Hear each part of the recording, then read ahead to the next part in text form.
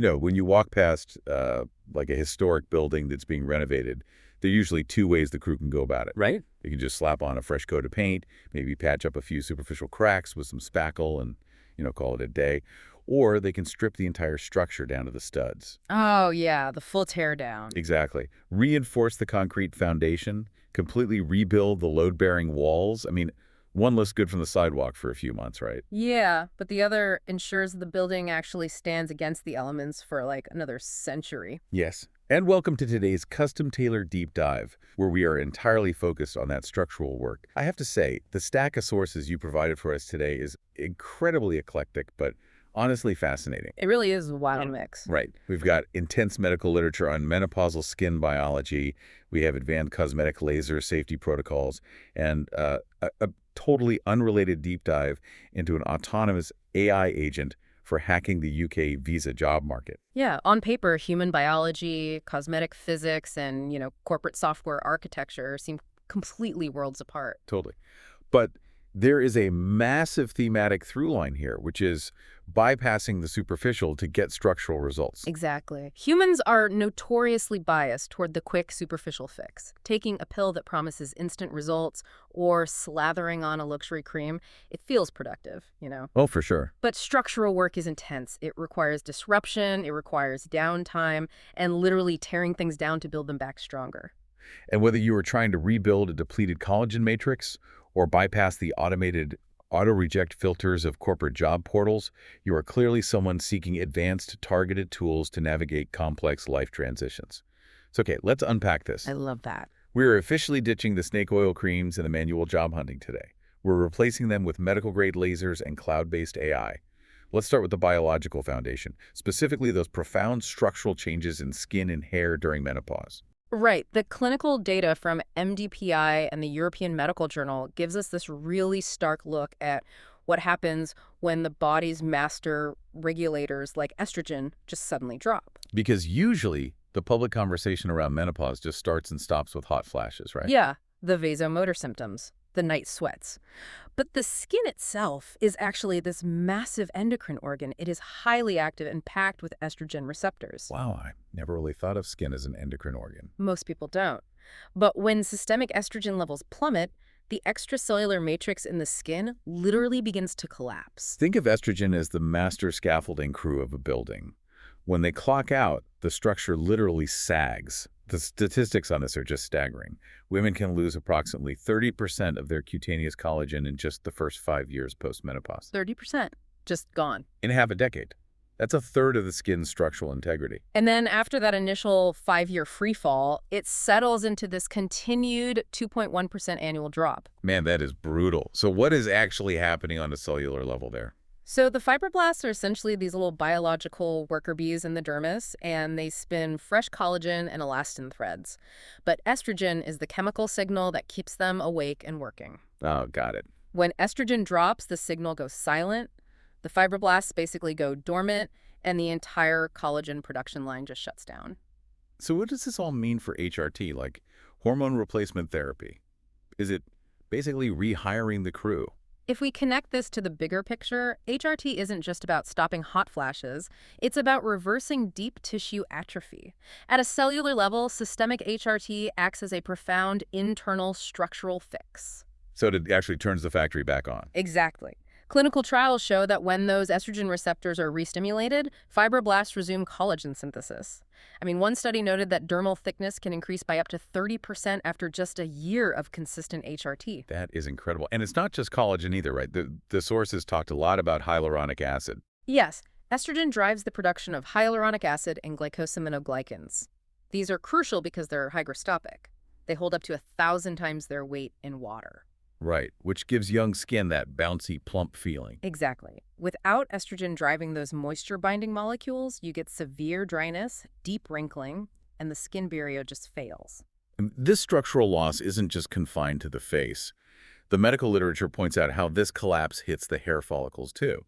Estrogen normally protects hair, keeping it in the anagen or active growth phase for longer. Yeah, and when estrogen drops, that growth phase gets drastically shorter. Hair enters the resting phase prematurely and sheds, leading to that widespread thinning so many menopausal women deal with. And then there's the pelvic region, which is another area packed with estrogen receptors. Right, the vulvovaginal epithelium undergoes severe atrophy. The clinical term is genitourinary syndrome of menopause, or GSM. And that affects what, up to 84% of postmenopausal women? Yeah, the exact same loss of collagen, elastin, and moisture that causes wrinkles on your face causes incredibly painful dryness and tissue degradation down there. It fundamentally impacts a woman's daily life. But of course, replacing hormones isn't just a magic wand. There are major trade-offs. Oh, absolutely. The endocrine system is this delicate, interlocking balance. You can't just flood the body with one hormone and expect perfection. Right, like if a doctor prescribes testosterone alongside estrogen to help with fatigue or libido.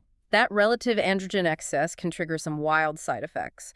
The body might react by producing unwanted facial hair hirsutism or even severe adult acne. Wait, adult acne during menopause? That feels so unfair. It really does. And then there's DHEA, which is a precursor hormone. It's great because it increases sebum. So for a woman with extreme menopausal dryness, waking up those oil glands is a massive relief. But I'm guessing there's a catch. Always. If the DHEA dosage isn't perfectly calibrated, the glands overproduce and suddenly you have incredibly oily skin and deep cystic breakouts. Wow. So internal chemistry can stop the scaffolding from collapsing.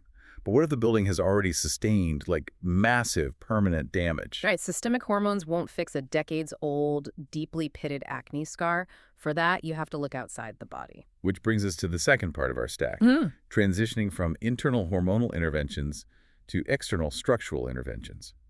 Enter the cosmetic lasers. Yes, the heavy machinery. Here's where it gets really interesting.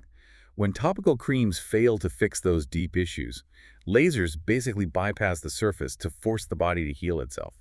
We are literally inflicting controlled burns on our faces to trick our bodies into making us look younger. It's essentially biological controlled demolition. That is a perfect analogy. Because when the dermis is deeply scarred, the body has hastily laid down these thick, disorganized bundles of collagen. It's biological scar tissue. A retinol cream just can't penetrate that. So the laser has to violently remodel the deeper layers. Exactly. Through a mechanism called selective photothermolysis.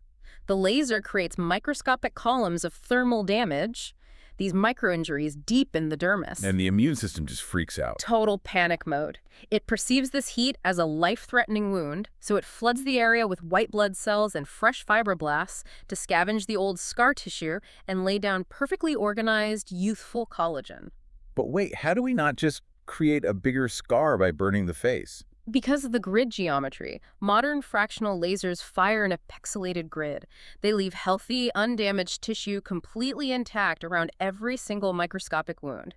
That healthy tissue acts as a reservoir of stem cells to heal the micro-injuries rapidly. Fascinating. And the clinical data from DermaSurge and the London Dermatology Center breaks these tools into categories, right? Like, first we have the non-ablative lasers like Fraxel. Yeah, the gentler options. They shoot heat down into the dermis without destroying the epidermis, the top layer. So the roof stays on while you renovate the house. Exactly. Downtime is minimal, maybe 5 days of redness and flaking, and you get about a 60% improvement in mild acne scars. But 60% isn't enough for severe damage, like deep ice pick or boxcar scars. For that, you need the ablative lasers, like the CO2. Yeah, CO2 lasers are intense. They entirely vaporize the outer layer of the skin.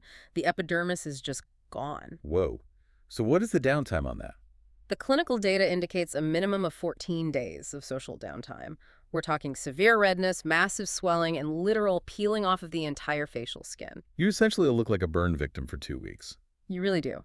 But the payoff is a 75% improvement in severe tethered scars. It's a total structural reset. And then there's the middle ground hybrid lasers, which fire both ablative and non-ablative wavelengths at the same time. Best of both worlds. They show an 80% improvement in acne scars and an 88% reduction in sun damage with a more moderate 10-day recovery. Okay, but we're still vaporizing human tissue with concentrated beams of light. The margin for error has to be incredibly thin. It is razor thin. And that brings us to the clinical complications detailed in Professor Firas El-Niami's research. When the physics of these lasers interact unpredictably with biology, things can go very wrong. Right, let's talk about the dark side of the beam. Some side effects are expected, like purpura, right? Yeah, purpura is severe bruising under the skin. If a doctor is treating a port wine stain, they actually want to see purpura.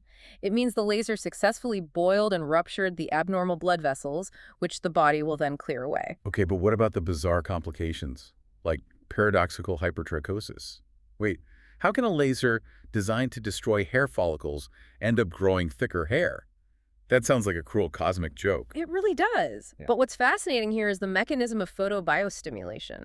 When laser hair removal works, a high dose of heat cooks the stem cells in the follicle. Right, dead hair. But if the heat is too low, often at the edges of the treated area, the cells receive a sublethal dose. Yeah. Instead of destroying the stem cells, it essentially wakes up dormant mitochondria. So it acts like an alarm clock. Exactly. It triggers new, thicker, coarser hair growth in an area the patient was literally trying to clear. That is a nightmare.